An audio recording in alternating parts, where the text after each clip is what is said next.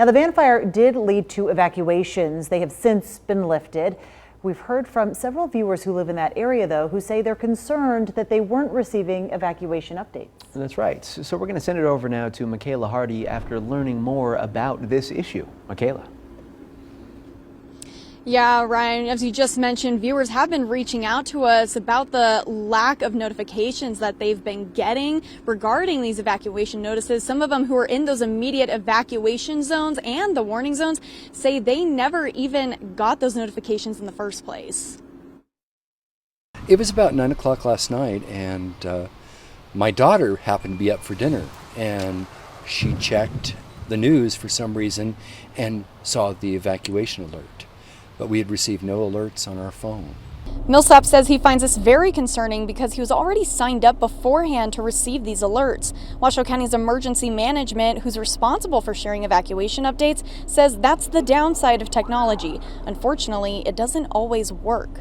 It's not a perfect system, so we are dealing with technology, so it might not always work how we want it to, but we do send alerts through many means, so text, email, phone call, social media, RSS feeds, through the Smart 911 app itself. Truckee Meadows Fire says if you hear about a nearby fire in your area and don't feel safe, then evacuate on your own. Don't wait for first responders to tell you to do so. Recognize that we need to protect ourselves and our loved ones, including our neighbors if they're disabled, if they're senior. Make sure you help your neighbors.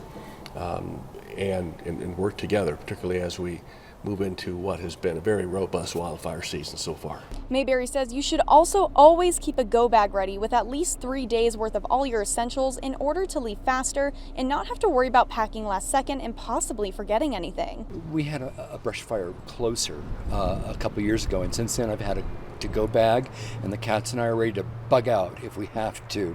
But also be very mindful of evacuation points in and out of your neighborhoods.